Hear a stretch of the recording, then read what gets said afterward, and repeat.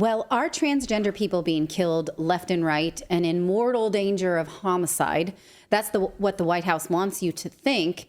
So they virtue signaled about caring about it without talking about any of the reasons that this happens or the rate at which it happens, which proves to you they do not care about it. They just want the optics that they care about it. So let's take a look. This is White House spokesperson Karine Jean-Pierre saying that they pay tribute to the 26 transgender Americans who were killed this year. Now, today, on Transgender Day of Remembrance, we grieve the 26 transgender Americans who were killed this year.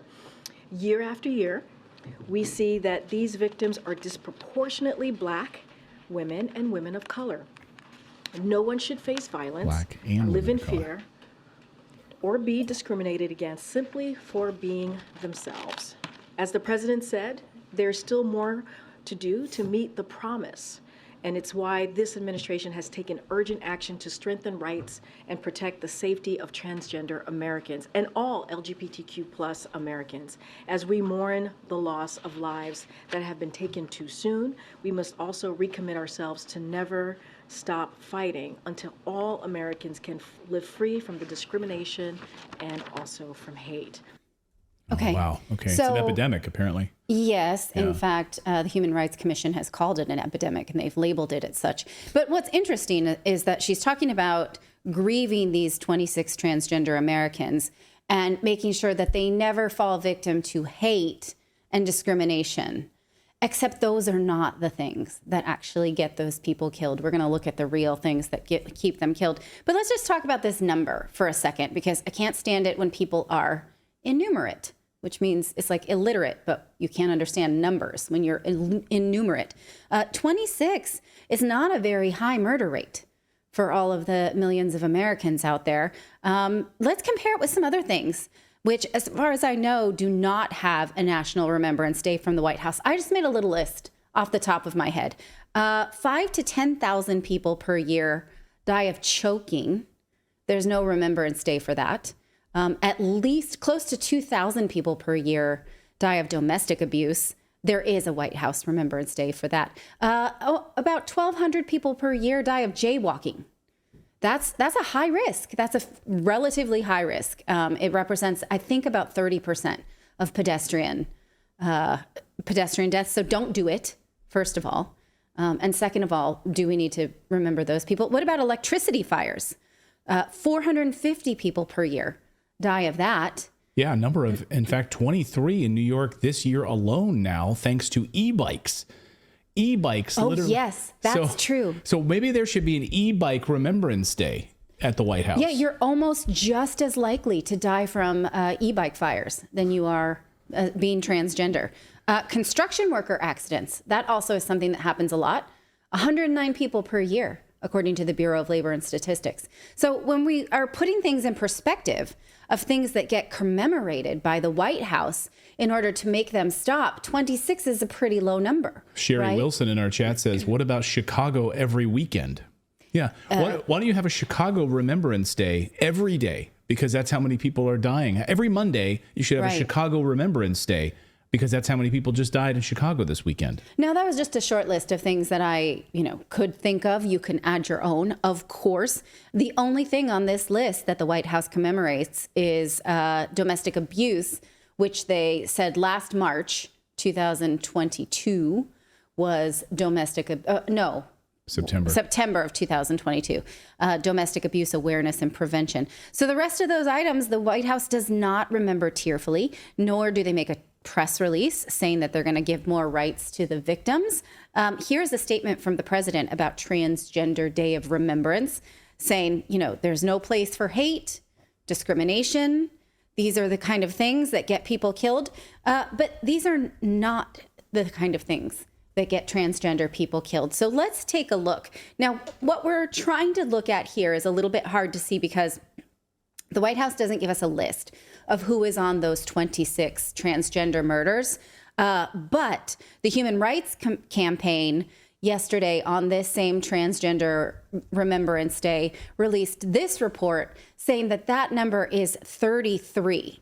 But they're using since November of 2022 So within the last year since Transgender Remembrance Day, there's been 33. So let's go with that. We have about between 26 and 33 deaths. Incidentally, the media took this report and ran with it and says, oh, yes, this is an epidemic because the Human Rights Campaign said so. Again, proving that the media is innumerate, because 26 or 30 deaths does not an epidemic make. I look forward to their coverage of jaywalking then. Now, as for the list of these transgender victims, again, we can't be completely sure who they're counting and who they're not. So let's just look at some of the recent transgender murders. Let's start with 26-year-old Ray Musket, a biological woman identifying as a man who was shot by his girlfriend, a biological man identifying as a woman. So the girlfriend, which was a boyfriend, shot her. It's male on female violence, clearly. And then the boyfriend, dressed as a woman, also shot the boyfriend's own brother. So that should be in the domestic violence category. Absolutely, yes. But instead, we've broken it out in a totally separate category now. Yes, and the brother was killed by his transgender sibling. The brother gets killed. Brother by her, him, he. Okay. It's a boy who did the shooting. Okay. Okay. It's a transgender identified male. So biological man. It's a boy that did the shooting. Killed his girlfriend dressed as a man. Okay. And brother, his own brother. So the brother of the shooter gets killed by a transgender person, but the brother does not get remembered. Only the person who got shot, who was cross-dressed, gets remembered. The brother doesn't get on this list or any White House love. And the transgender shooter also, I don't think is counted, but maybe is, again, because we're just not sure. Maybe that person who also killed and was killed should be remembered with honor. Again, this is male on female violence, but the media won't report it as such. Here's another one from the HRC list is Kaylee Lovelight, trans-identified man dressed as a woman. He shot his roommate, which was a disabled man, the man down there at the corner. The disabled man, they were in a car, said that she came on to him, or he came on to him, depending on your pronouns. And the roommate died too, having been stabbed several times by this transgender person. So the person at the top shot the person at the bottom while they were in a car trying to make a pass and got shot in return. They killed each other in a car. So only one of those people will be remembered by the White House. Do you see what we're doing here? Yeah. Okay. Here is London. Clown world. Yeah. Here's London Star, the person on the left. This is a trans-identified man with boyfriend who goes by Bianca Davenport on the right. Excuse me. Bianca died at the scene in 2017, but London Star was left paralyzed and died this year. Okay. Yeah. Excuse me. So once again, the White House is choosing to remember one person in this category and clearly ignoring the other side of this category. Again, this is the White House. This is the clown world that we live in. Let us know your thoughts. Okay, I'm ready. Oh, you are? Okay. So the shooting happened after the pair invited a man to their home to pay for sex. And so that turned violent. The man said he shot them out of self-defense over a dispute over payment. So obviously, this is a dangerous situation that these transgender people are putting themselves into. They involve domestic abuse and sexual altercations. It's not like people are taking them off the streets and hurting them because they're dressed like this. One more we'll go with is Kitty Monroe, transgender man. Not his real name. No. Can you tell this story here? Where are you? Okay. Where are you? Right here. Okay. So she was shot. Okay. She was shot by the boyfriend when they were arguing about breaking up. The boyfriend says that she or he pulled the gun first. Okay. Okay. And then one more on the list is, go ahead, please. I was just gonna say, it's so hard to follow because it's like he, she, no, she's trans. Like I can't even. clear to understand it. I'm sorry, I cannot understand it to save my life. And I see everyone in the chats like, I can't follow this. It's so confusing. I don't know. I don't even know what trans-identified man means. Well, I think on this show, we should make an edict from now on in Redacted that we state their biology. This is a biological woman. This is a biological man. They can play whatever dress up they want and they can pretend to be whatever they want. But on this show, we are clearly stating they are a biological man. They are a biological woman. I think that helps us avoid confusion. Okay. Because I don't know what trans-identified even means. But when I say trans-identified man is the biology. They're transgender. They call themselves transgender, but they are biologically men. Okay. I'm not using their ideology. And I don't also use their ideological pronouns. I just don't know what if they're, okay. But anyway, they're a biological man. Because if I say they're a trans woman, people take that to mean that I'm calling them a woman, and clearly they're not. Okay. Okay, and then the internet has a lot of questions if Audrey Hale is on this list. Clayton, tell them who Audrey Hale is. Well, she's a woman, and the shooter who killed 6 people, including 3 young children at a Christian school before police shot her. Of course, she was all hopped up on testosterone. Remember that. The White House didn't say if she was on the list, but of course, she was honored by a lot of activists who came out, and instead of the 6 victims that day, they held up 7 fingers, remember, at the Capitol building in Tennessee to honor Audrey Hale. Right? They reminded all of us that it wasn't just 6 people that died that day. Also, Audrey Hale was shot and killed by police, so we need to honor her as well. So we don't know. The White House didn't say if she was on their list, even though people are sort of asking Jean-Pierre on Twitter about this. We'll see if she actually responds to that. Doubtful. Now, you can see a pattern here, right? A lot of these people are hurt because they put themselves into dangerous situations that involve either sex or their domestic partners.